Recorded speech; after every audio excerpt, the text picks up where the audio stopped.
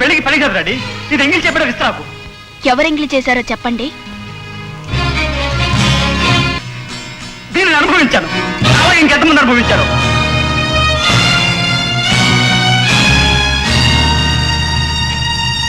ఈనాడు పచ్చని సంసారాలు కూలిపోయి భార్యాభర్తలు విడిపోవడానికి కారణం ఎవరు? మీలాంటి రసికులు, పోకిరి వాళ్ళు. కన్నె పిల్లలు లేచిపోయి ఒంటి మీద ఉన్న నగలన్నీ చెల్లుబడైపోయిన తర్వాత బజారు మనిషిగా తయారవటానికి కారణం ఎవరు? మీలాంటి జులై వాళ్లే. శీలాన్ని పోగొట్టుకొని సంఘానికి ముఖం చూపించలేక, బ్రతికి నలుగురిలోనే తలెత్తుకోలేక ఆడపిల్లల ఆత్మహత్యలు చేసుకోవటానికి కారణం ఎవరు? వెళ్ళడానికి కాదే నేను ఇక్కడికి వచ్చింది, నిన్ను అనుభవించడానికి. అడ్డం తిరిగితే నీ అంతం చూడ్డానికి. నన్నంత తక్కువగా అంచనా వేకు. మర్యాదగా చెప్తున్నాను, ఇక్కడి నుంచి వెళ్ళకపోతే నేను ఇక్కడే పాతేస్తాను. ఊరికే బెట్టిపోక లొంగిపో, బాగుపడతావు.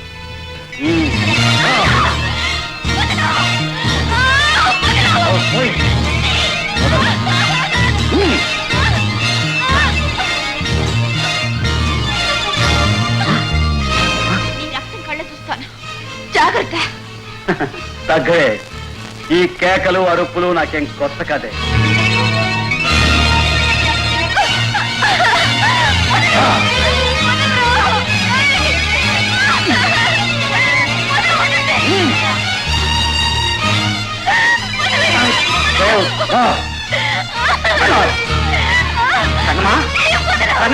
ఎక్కడికి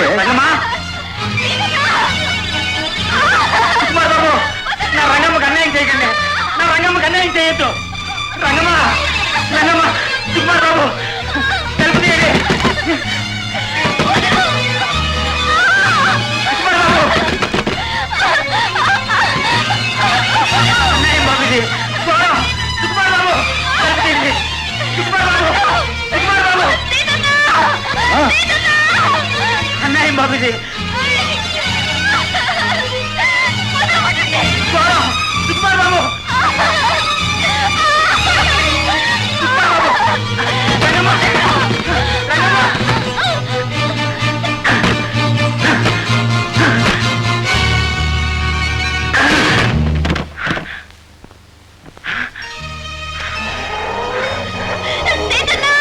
అమ్మో, వెళ్ళిపోతాను.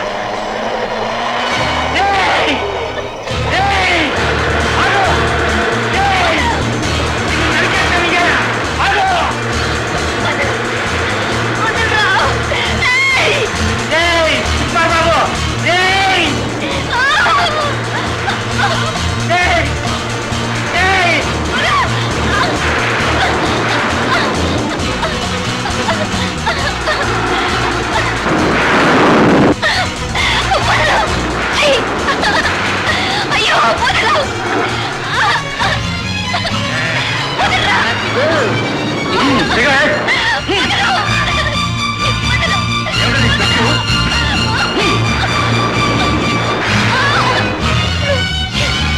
ఎక్కడికి వెళ్తారే?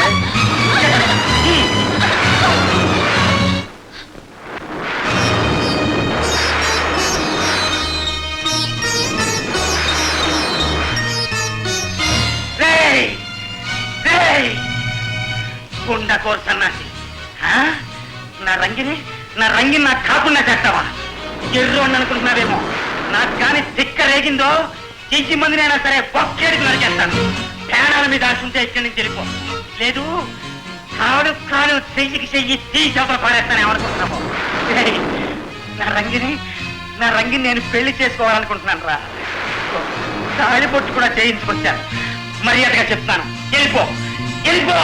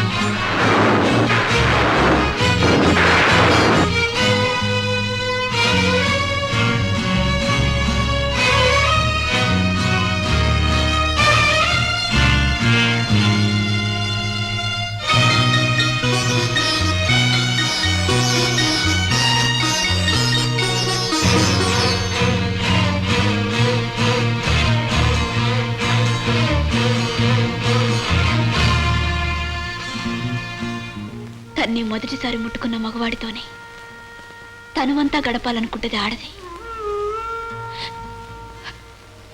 మంచో సెట్టో జరిగిపోయింది. ఇక నా బతుకంతా నీతోనే గడుపుతాను. నా మెళ్ళో ఈ తాళికట్ట. నేను అనుభవించిన ఆడవాళ్ళందరి మెళ్ళలోనూ తాళి కట్టడం మొదలెడితే అసలు ఈ ఊళ్ళో బంగారమే ఉన్నదే. పిచ్చిదాన, పూసిన అన్ని పూలు పూజకు పనికిరావే. కొన్ని మాత్రమే పూజకు పనికొస్తాయి, కొన్ని పక్క మీదకు మాత్రమే పనికొస్తాయి. నువ్వు పక్క మీదకు పనికొచ్చే పూలాంటి దాని. ఇదంతా ఇక్కడతో మర్చిపో. దారుణంగా మాట్లాడకు.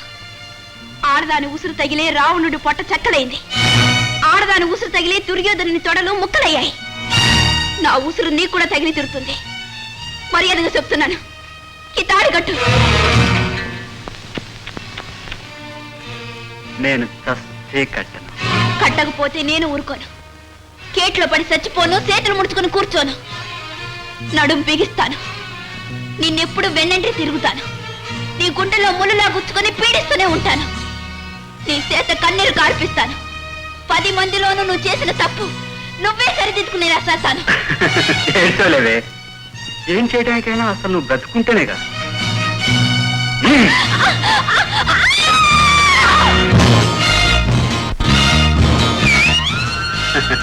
కాస్త ఆగని శాస్త్రి గారు, మా అబ్బాయి బాంబే నుంచి రావాలి. ఫ్లైట్ టైం అయింది, వచ్చేస్తాను. Beautiful, fantastic. Hello daddy, happy congratulation. మొత్తానికి నా కోరిక నెరవేర్చారు. I'm very happy. డాడీ, ఇలా ప్రతి తండ్రి కొడుకుల కోరికలు తీరుస్తూ ఉంటే తండ్రులు దేవుళ్ళు అవుతారు, కొడుకులు భక్తులు అవుతారు. నా పేరు ఖచ్చితంగా చరిత్రలో మిగిలిపోతుంది. డాడీ, ఇంతకీ పెళ్లికు దగ్గర కనిపిస్తుందే. నీ సెలక్షన్ ఎలా ఉందో చూడాలి. తొందరపడుకు, వస్తుంది. ఎవరో కాదు, మన ఆఫీసులో పనిచేసే రోజా. రోజానా? అవును, అదిగో.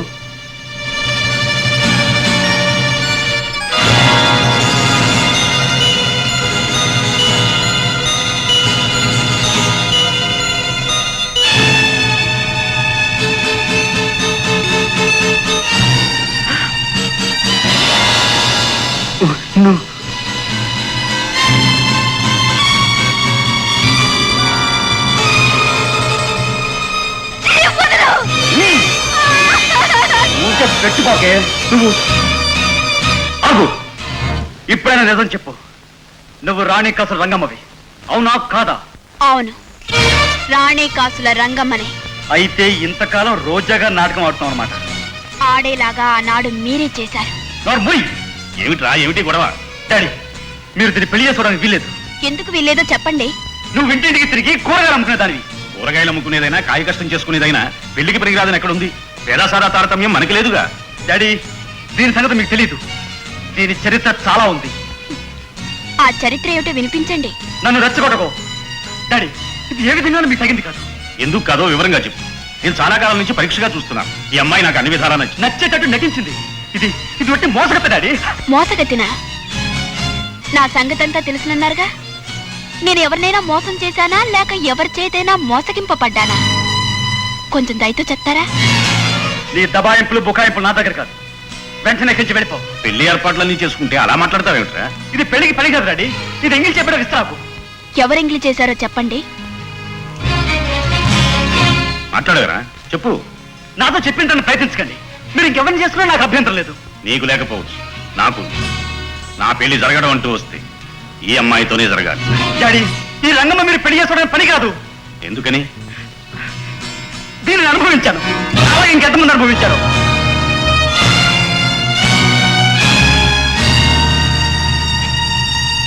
బాగుంది. మీ మగవాళ్ళకున్న పాడు బుద్ధి, పాడు జబ్బు ఇది. నన్ను బలవంతంగా అనుభవించి నా జీవితాన్ని నాశనం చేశారు.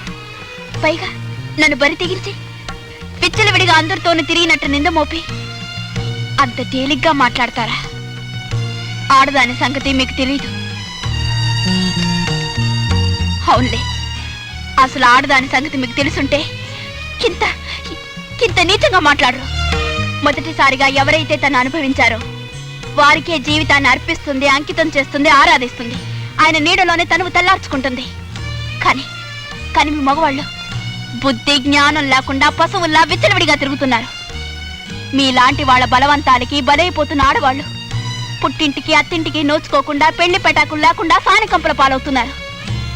తెగించిన వాళ్ళు, పిరికి వాళ్ళు నూతిలో పడో, పురి పోసుకొనో లేక విషయం ఇంకో చచ్చిపోతున్నారు.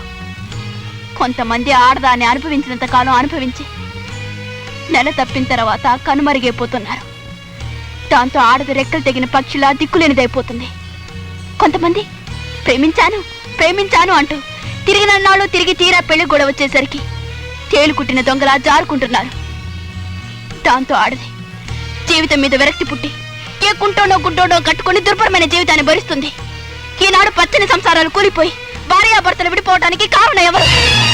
మీలాంటి రసికులు, పోకిరి వాళ్ళు. కన్నె పిల్లలు లేచిపోయి ఒంటి మీద ఉన్న నగలన్నీ చెల్లుబడైపోయిన తర్వాత బజారు మనిషిగా తయారవటానికి కారణం ఎవరు? మీలాంటి జులాయి వాళ్లే. శీలాన్ని పోగొట్టుకొని సంఘానికి ముఖం చూపించలేక బ్రతికి నలుగురిలోనే తలెత్తుకోలేక ఆడపిల్లల ఆత్మహత్యలు చేసుకోవటానికి కారణం ఎవరు? మీలాంటి ప్రబుద్ధులే. మగవాడికి శీలంతో నిమిత్వం లేదు. ఎన్ని తిరుగుళ్ళు తిరిగినా ఎన్ని పెళ్లిళ్ళైనా చేసుకోవచ్చు. కానీ ఆడదానికి అలా కాదు. ఒక్కసారి శీలం పోతే వివాహానికి పనికిరాదు. సరే, దానికి ఒప్పుకుందాం. ఎవరైతే శీలాన్ని ఆనందంగా అనుభవించారో, ఆస్వాదించారో వారికి అర్థాంగి అవటానికి అభ్యంతరం ఏమిటి? అదే నా ప్రశ్న. నా ప్రశ్నకు జవాబు చెప్పండి. చెప్పరా, చెప్పు. ఆ ప్రశ్నకు సమాధానం నువ్వే కాదు, ఏ మగవాడు చెప్పలేదు. ఒరే, రంగమ్మని అంతంత మాటలు అంటావా? నాకంతా తెలుసురా. అసలు ఏం జరిగిందంటే, ఈ రంగమ్మ ఒకరోజు నా దగ్గరకు వచ్చి నువ్వు చేసిన అన్యాయాన్నంతా చెప్పుకుని విలపించింది. దానితో నా హృదయం ద్రవించింది. ఆ రంగమ్మను తీసుకుని మనం నడుపుతున్న స్త్రీ సేవా సదనంలో చేర్పించాం. నీలో మార్పు తీసుకొచ్చి ఎప్పటికైనా నీతోనే ఆమె పెళ్లి జరిపించాలని రంగమ్మని రోజాగా మార్చి మన ఆఫీసులోనే ఉద్యోగం ఇచ్చాను. ఆమె మీద నీకు అనుమానం వచ్చి నువ్వు పల్లెటూరు వెళుతున్నానని చెప్పినప్పుడు ఆమెను పల్లెటూరికి నేనే పంపాను. అక్కడ నువ్వు నూతిలో పడినప్పుడు రంగమ్మే కదరా కాపాడింది. ఎందుకు కాపాడింది? నువ్వే తనకు సర్వస్వం కాదు. జరిగిన కథంతా ఇప్పటికైనా అర్థమైందా?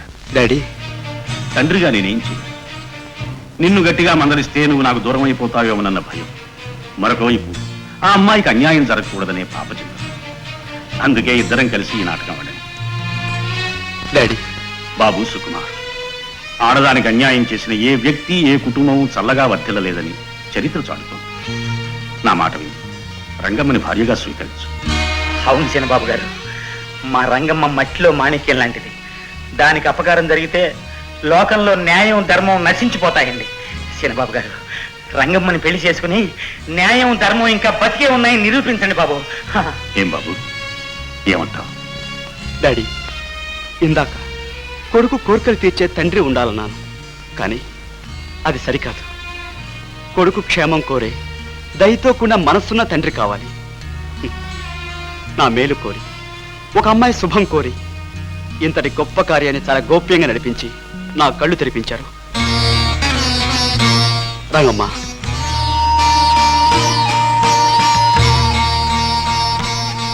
పది మంది ముందు నా చేత తాళి కట్టించుకుంటానని ఆనాడు పంతం పట్టావు. అలాగే కట్టించుకోబోతున్నావు. ఓ రాణి కాసుల రంగమ్మ, నువ్వే నెక్కావు.